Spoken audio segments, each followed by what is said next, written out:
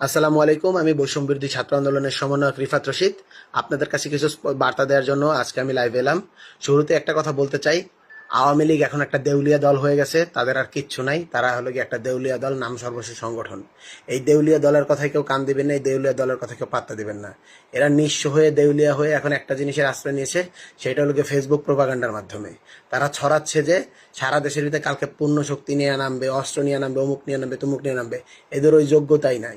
সেনাবাহিনী, পুলিশ এরা বলছে যে এরা আর কিছু করতে পারবে না, এরা সরিয়ে নিচ্ছে। তাই আওয়ামী লীগ তাদের ক্যাডার নামাচ্ছে। কয়টা ক্যাডার আছে বাংলাদেশে আওয়ামী লীগের? লাখে লাখে কোটিতে কোটিতে জনতা কালকে রাস্তায় নামবে।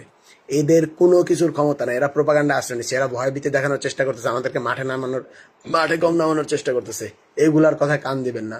প্রত্যেকটা জায়গায়, প্রত্যেকটা শহরে, প্রত্যেকটা পাড়ায়, প্রত্যেকটা মহল্লায়, প্রত্যেকটা ঘরে ঘরে দুর্গ গড়ে তুলুন।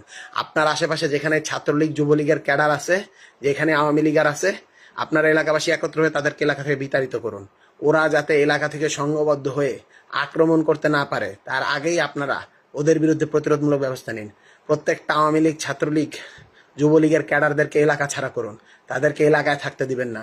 এলাকাবাসী সম্মিলিতভাবে প্রতিরোধ গড়ে তুলে এক দফা বাস্তবায়ন করুন। এই স্বৈরাচারী হাসিনার পতন ঘটাতে হবে। অনলাইনের প্রোপাগান্ডা ছেলে কেউ কান দিবেন না। কাল ঢাকা শহরে লাখে লাখে মানুষ হবে। কাল ঢাকা শহরে কোটি মানুষ রাস্তায় নামবে। কাল বাংলাদেশের প্রত্যেকটি জেলায় জেলায়, উপজেলায়, পাড়ায় পাড়ায়, রাস্তায় রাস্তায়, মহল্লায় মহল্লায় দুর্গ গড়ে তোলা হবে। হাজার হাজার, লাখ লাখ, কোটিতে কোটিতে মানুষ নামবে। আপনারা কোনো ভয় নেই। ওদের সংখ্যা এতটুকু, আমরা সারা বাংলাদেশ। ওই দেউলিয়াদের কথা কেউ ভয় পাবেন না। ওদেরকে কেউ পাত্তা দেয় না। এখন ওরা একটা নাম সর্বস্ব সংগঠন, ওরা একটা নিঃস্ব সংগঠন।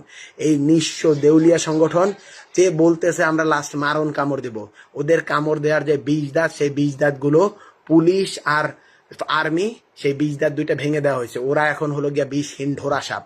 এই ঢোরা সাপের হাঁসফাঁসে কেউ কান দিবেন না। আপনারা সংগঠিত হন। একটা ক্লিয়ার কাট আমরা কথা বলতে চাই। আপনারা বৈষম্য বিরোধী গণমোর্চা আমরা তৈরি করছি। সেই গণমোর্চার আদলে বাংলাদেশের প্রত্যেকটি পাড়া, মহল্লা, উপজেলা প্রত্যেকটি কমিটি থাকবে। একটি সংগ্রাম কমিটি গঠিত হবে ফ্যাসিবাদী সরকার বিরুদ্ধে। আপনারা কমিটি তৈরি করুন, আপনারা সংঘ তৈরি করুন। প্রত্যেকটি মহল্লা ভিত্তিক, ওয়ার্ড ভিত্তিক সংঘ তৈরি করুন। আওয়ামী লীগ, ছাত্রলীগ, যুবলীগের এই প্রোপাগান্ডাদের আপনারা বিনাশ করুন। আপনারা আপনাদের এলাকার ভিতর থেকে তাদের বিতাড়িত করুন। তাদেরকে সংঘবদ্ধ হতে দিবেন না, তাদেরকে একত্র হতে দিবেন না। ওদেরকে বিতাড়িত করতে হবে। এই স্বাধীন বাংলাদেশে, গণ অভ্যুত্থান হওয়ার বাংলাদেশে এই খুনি সরকারের, এই খুনি রিজিমের, এই খুনি দলের কোনো জায়গা হতে পারে না। আমি স্পষ্টভাবে বলতে চাই, এই লড়াই ওদের শেষ অস্তিত্বের লড়াই।